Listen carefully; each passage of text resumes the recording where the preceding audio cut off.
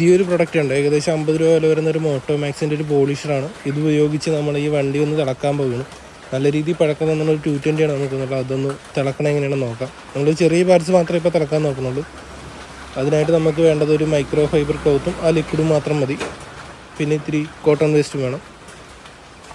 എന്നിട്ട് ഈ കാണുന്ന സ്ഥലം ഫുള്ള് മങ്ങി കരിമ്പനടിച്ച് കിടക്കുകയാണ്. ആ സ്ഥലം ഫുള്ള് ഇതുപോലത്തെ ഒരു കോട്ടൺ തുണി വേണം. ഇത് മൈക്രോ ഫൈബർ ക്ലോത്താണ്. അത് തന്നെ ഈ ലിക്വിഡ് നമ്മുടെ കയ്യിലോട്ട് കുറച്ച് ഒഴിച്ചെടുക്കണം. ഏകദേശം എന്തോരാണ് തേക്കാനുള്ളത് അത്രയും മതിയാവും നമുക്ക്. ഏകദേശം എടുത്ത് ഓരോ പാർട്സായിട്ട് ചെയ്യണം നല്ലത്. മൊത്തമായിട്ട് തേച്ച് പിടിപ്പിക്കാതെ ഓരോരോ പാർട്സായിട്ട് നമ്മൾ പോളിഷ് ചെയ്തെടുക്കണം. മറ്റേതുപോലെ മെഷീനും കാര്യങ്ങളൊന്നും വേണ്ട, നമുക്ക് കൈക്ക് തന്നെ ചെയ്യാവുന്നേ ഉള്ളൂ. ഇതുപോലെ തേച്ച് പിടിപ്പിക്കണം. ഈ പീസ് മങ്ങിയ പീസ് ഫുള്ള് തേച്ച് പിടിപ്പിക്കണം. ഇത് അത്യാവശ്യം കരിമ്പനൊക്കെ അടിച്ചൊരു പീസാണ്. നല്ല രീതിയിൽ മങ്ങിയിട്ടൊക്കെ ഉണ്ടായിരുന്നു.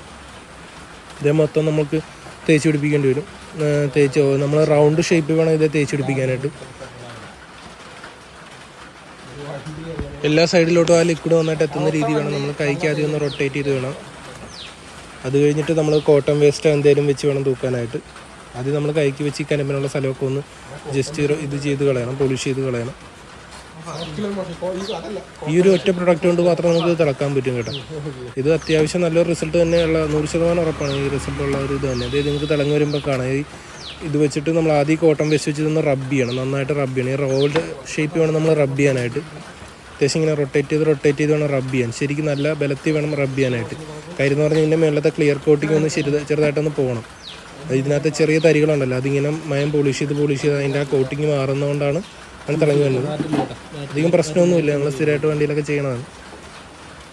അതിനുശേഷം നമ്മൾ ഈ മൈക്രോ ഫൈബർ ക്ലോത്ത് ഉപയോഗിച്ച് ഒന്ന് വൃത്തിയാക്കി എടുക്കണം. നന്നായിട്ട് ഒന്ന് തുടച്ചെടുക്കണം. നല്ല രീതിയിൽ തന്നെ ബലത്തിൽ പ്രസ് ചെയ്ത് ഇതുപോലെ തന്നെ ഒന്ന് റൊട്ടേറ്റ് ചെയ്തെടുക്കണം.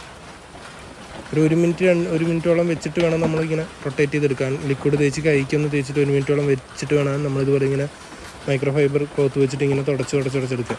ഇത് പോളിഷ് ചെയ്ത് തന്നെ എടുക്കണം, റൊട്ടേറ്റ് ചെയ്ത്. ഇപ്പോൾ നമ്മൾ പെട്ടെന്ന് ചെയ്യുന്നതുകൊണ്ട് കാണിച്ചതാണ്. നല്ല രീതിയിൽ തന്നെ പ്രസ് ചെയ്ത് വരികയാണെങ്കിൽ അതനുസരിച്ച് നല്ല രീതിയിൽ തന്നെ തിളങ്ങും. ഇതുകൊണ്ട് അത്യാവശ്യം നല്ല തിളക്ക വ്യത്യാസമുണ്ട്. ഇവിടെ കാണുന്നത് ഇത് ക്യാമറ കാണുന്ന പോലെയല്ല, നേരിട്ട് കാണാനായിട്ട് നല്ല തിളക്കവും കാര്യങ്ങളൊക്കെ ഉണ്ട്. പാർട്സ് നോക്കുമ്പോൾ അറിയാം. അത്യാവശ്യം നേരിട്ട് കാണുമ്പോൾ നമുക്കറിയാൻ പറ്റും. അത്യാവശ്യം നല്ല റിസൾട്ടും കാര്യങ്ങളൊക്കെ ഉള്ളൊരു ഇതാണ്. എല്ലാവരും ഒന്ന് ചെയ്ത് നോക്കി ഉപകാരപ്പെടും എല്ലാവർക്കും.